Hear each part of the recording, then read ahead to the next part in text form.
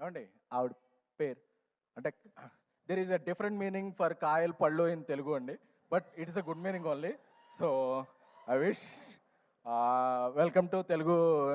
ఎందుకంటే తెలుగు వచ్చిన అమ్మాయిల కన్నా తెలుగు రాని అమ్మాయిలనే మేము ఎక్కువగా లవ్ చేస్తుంటాం. ఎందుకంటే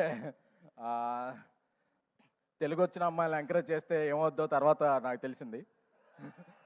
సో అందుకని చెప్పి ఇక నుంచి నేను తెలుగు రాని అమ్మాయిలను ఎంకరేజ్ చేయాలని నేను, మా డైరెక్టర్ సాయిరాజేష్ గారు, మా కల్ట్ డైరెక్టర్ సాయిరాజేష్ గారు కోరుకుంటున్నాము. నాకు ఒక కల్ట్ బ్లాక్ బస్టర్ని ఇచ్చి నన్ను కల్ట్ ప్రొడ్యూసింగ్ చేశారు. త్వరలోనే ఇండియా లెవెల్లో ఆయన ఇది చూపిస్తారు. నాకు సాయిరాజేష్ ఫ్రెండ్ అవ్వటం, నా డైరెక్టర్ అవ్వటం చాలా ఇది.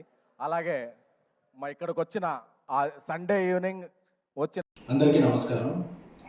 నేను ఇటీవల రాగన్ ఆడియో ఫంక్షన్ జరిగితే ప్రీ రిలీజ్ ఫంక్షన్, దాంట్లో సరదాగా ఒక తెలుగు అమ్మాయిలతో పని చేయను అన్నట్టు ఒక హెడ్డింగ్స్ అనే యూట్యూబ్లో కొన్ని వెబ్సైట్లో తెలుగు అమ్మాయిలతో ఇక పని చేయను అన్న ఎస్కేఎన్, తెలుగు అమ్మాయిలతో ఇబ్బందులు ఉంటున్నాయన్న ఎస్కేఎన్ అనే విధంగా ఇదవుతుంది.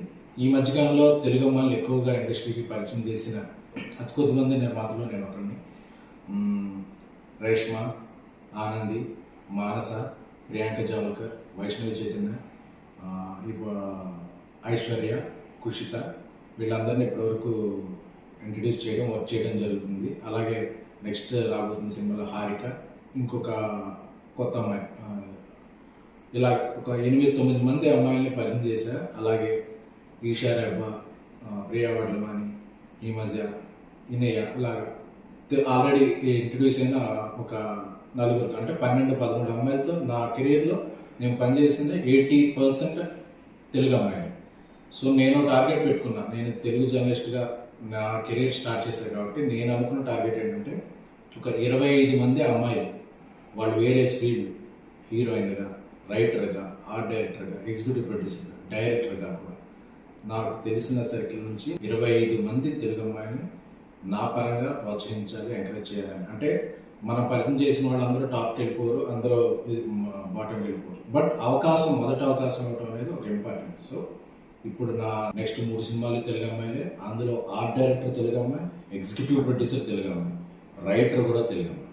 సో ఇంతమంది తెలుగు అమ్మాయిని నేను ప్రోత్సహిస్తున్నాను. సో ఏదో ఒక ఫన్ బాంటర్లో జరిగిన ఒక చిన్న జోక్ని అదేదో ఒక స్టేట్మెంట్ లాగా రొద్దేయద్దు, దాన్ని స్ప్రెడ్ చేయొద్దు అనేది నా కోరిక. ఎందుకంటే ఈ మధ్యకాలంలో ఇంతమంది తెలుగు అమ్మాయిలకి ఎవరు ఇదో ఇవ్వలేదు.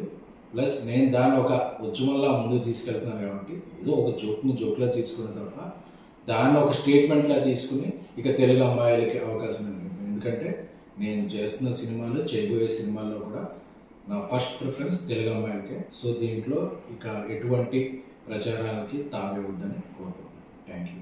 మీ ఎస్కే.